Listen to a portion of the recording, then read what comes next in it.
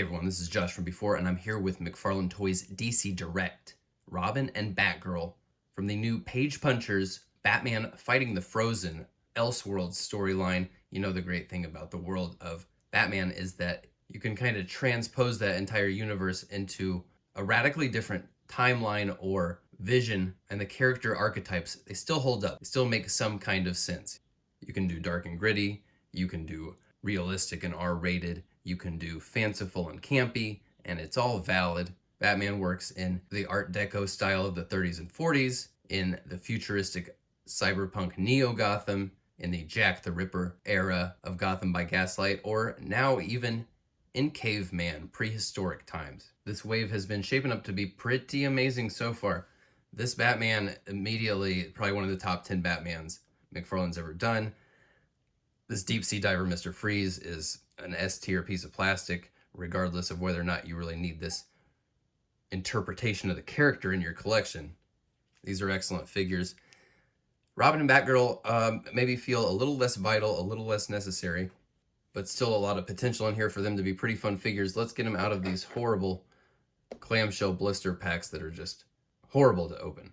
They both come with the same issue, #1 of Batman Fighting the Frozen. Different cover art featuring their characters. Same artwork can be found on their trading cards. Let's start with Robin here. Now, Batman was more of a traditional caveman look. This is something a little different. Does have a strong tribal, indigenous kind of inspiration, but this also feels a little bit more Eastern inspired, with the loose, billowy pants down here and all the armor on the shoulders and the forearms. But then you get details like this that are obviously kind of like the R, that are obviously very Native American inspired. The bird skull. This is prehistoric time, but I guess they still have English letters. This is a great, fun sculpt, like the other figures have been so far. I think it feels like it's got the fewest paint apps of any of the figures in this wave. You know, big color block sections like the belt here, that or the armor pieces that could stand to have some color. And the big tattoo on the chest.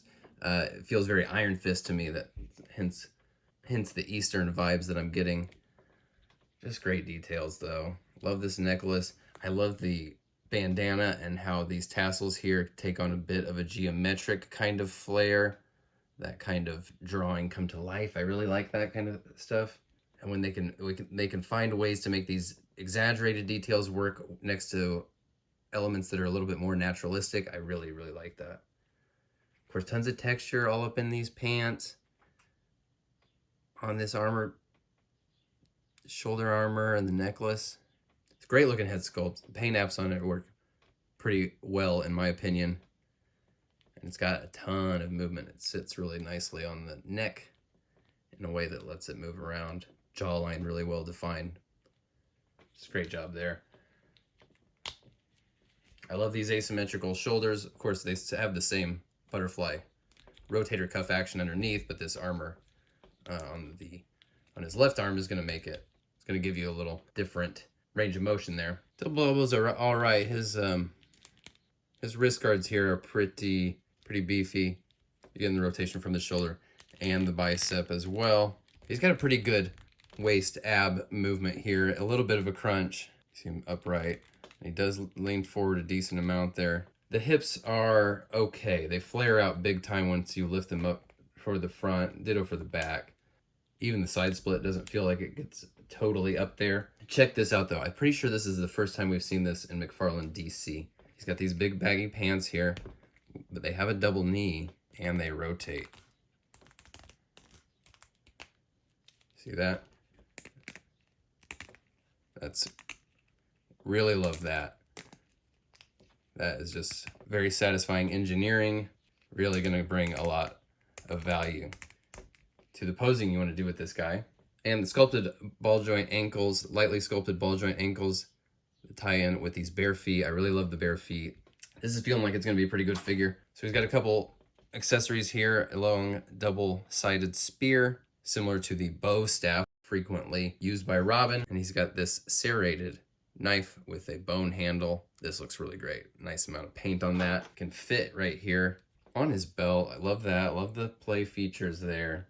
Now let's move over to Batgirl, who is Again, a little bit more closer to an indigenous tribal sort of design than the caveman look of Batman. Pretty cool look. Maybe the least interesting character design of this wave, but the sculpt pretty tremendous. One of the coolest looking capes maybe in McFarlane DC history right here.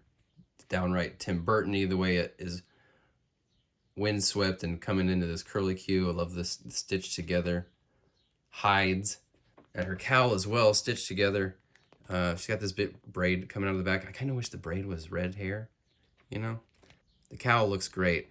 I don't know if the paint apps are entirely successful on the face. They feel a little heavy on there, and it's got kind of a plasticky sheen. It's got nice range, even with this big ponytail in the back. She can still look up a little bit. This cowl here around the edges, it's all soft.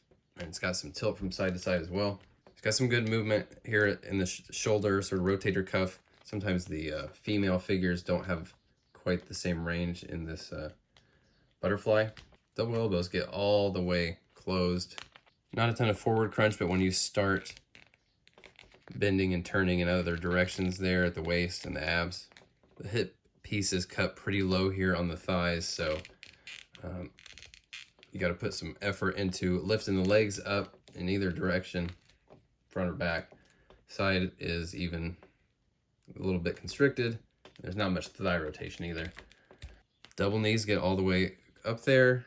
Love the bare feet of Batgirl and Robin both. It's just a fun sculpt, fun character design choice, and then having the toe articulation on there as well. It's pretty fun. Pretty cool. Feels like it might be kind of tough to get her into some more athletic, acrobatic poses. But you can't deny that's an interesting looking figure and very well sculpted. I love the wrapped chest here with the slatted armor hanging over that, and then the bat emblem out of this kind of hammered gold there. The shin wraps that take on a little bit of the asymmetrical look there, and the belt with these pieces hanging. That actually, this would make a great little holster for her axe weapons. She's got two tomahawk axe weapons here that are similar but completely separate, unique sculpts. Those are nice. And she has a grappling hook with a length of string even attached here. This is pretty fun. I love these throwback style accessories. Although they had something like this with that Dick Grayson Robin, and the string is just a little too thin for these big 7-inch figures, which was just a little bit more substantial and easier for them to grab. You kind of end up having to kind of wrapping this stuff around the hand several times to feel like it's really being held. Love how you can kind of put these weapons in this, hang them from her belt here. The grappling hook even could fit in there. Love the play features. Here's the whole lineup of the Batman fighting the Frozen 7-inch Page Punchers wave from McFarlane Toys DC Direct. By now, you probably know whether this is something for you or not. Might be a hard sell, might be hard to justify carving out space for these fairly extreme Elseworlds interpretations of these characters, but if you're willing to go there, I think they're going to be some of the most interesting looking figures on your shelf. And after spending a little bit of time with them in hand, you might have a hard time putting them down. They're pretty fun. You have to decide for yourself, but I do like them. I like this silly crap. And like I said earlier, Batman, the world of Batman, more than any other character, I think, can be transposed onto a different time period or tone and still survive that leap and still feel interesting.